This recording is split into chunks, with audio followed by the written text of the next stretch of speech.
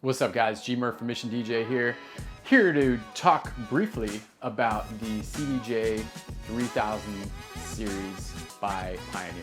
These things are incredible, but more importantly, I want to talk about DJ gear as a whole and what it means to you, or what it should mean to you, okay? But first, this is just a preview video, so if you're watching on Instagram specifically, go to my link, check out the YouTube video, like, share, subscribe, do what you gotta do to help me, and Mission DJ, and that would be amazing.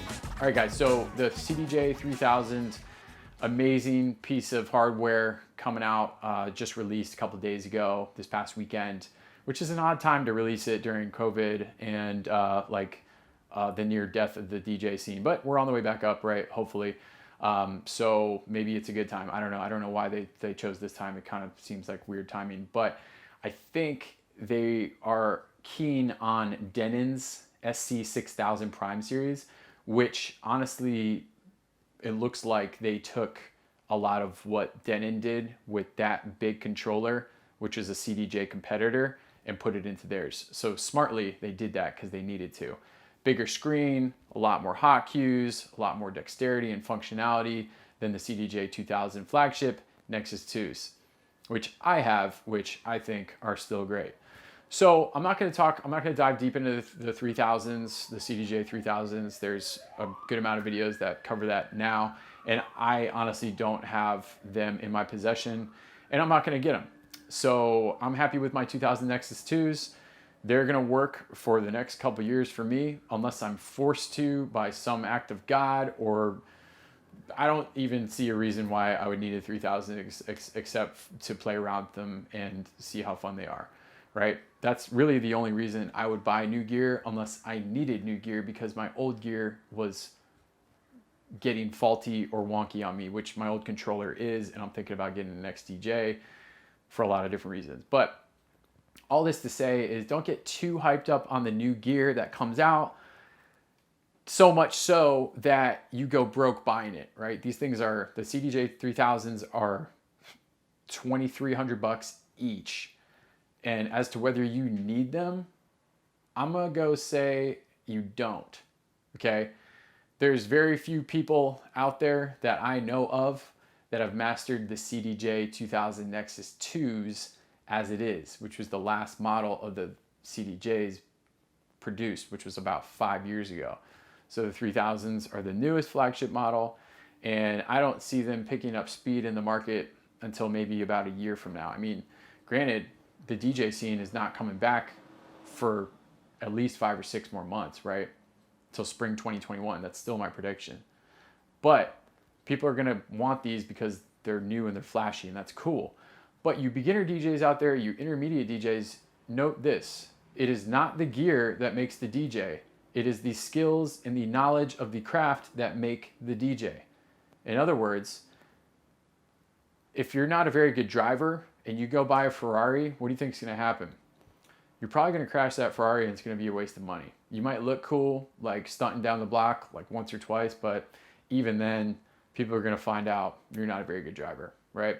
So same thing with new gear. Don't get too excited so much that it breaks the bank just because you want to look cool, just because you think that it's going to improve your DJing. Now, don't get this confused with having tools of the trade. I highly recommend you go out and get turntables. You go out and get some form of CDJs if you can afford it. If you can't, don't.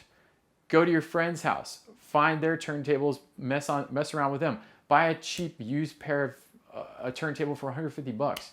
Spend 300 on 2. Get a cheap mixer. That's all you need to get the skills down and the dexterity needed for turntables. CDJs, go to Guitar Center. That's what all DJs used to do, and probably still do. They don't go to buy gear, they go to practice on the CDJ setup there. That's the running joke I always have. But it's true, I did the same thing. That's literally where I first met my first CDJs and worked with them. I was preparing for a gig, so I went to Guitar Center and I practiced on the CDJs for about an hour.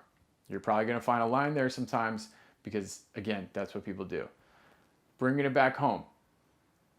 Nothing against these 3000s. I think they're amazing, but they are expensive, and I don't think you're gonna see them in clubs and bars for a while because, generally speaking, bars and clubs are not doing well. They're not gonna spend money on new gear. you're not going to see these being played out unless it's a high-end club that has money to blow on these things, because it is money to blow, because chances are they have CDJ-3000 Nexus 2s or 2000s even that work just fine, and most DJs can accommodate to that setup and or an old beat up Techniques turntable setup. I mean, you'll see that a lot in clubs and bars too.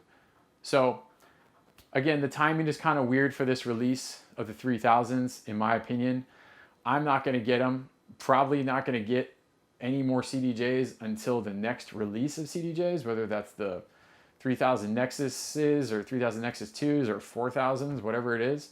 But I think Pioneer had to do what they had to do, which is compete with Denon, who is probably sneaking up and looking real good with their SC6000 Prime series. So that's what I think happened. So don't get too wrapped up in the fantasy world of, oh, you need these to be good, right? So it's not the gear that makes the DJ, it is the skills that make the DJ. So practice your fundamentals, get good on those, on your gear that you have, whether it's a controller, old turntables, new turntables, CDJs, whatever it is. Get as good as you can with the gear you have. Start making money with those skills, enough money to buy new gear, and then buy that gear. Don't go into debt, buy new gear just because it's the new gear, okay? That's all I wanted to say about that. I hope you guys have a great week. Happy spinning. I'll talk to you soon.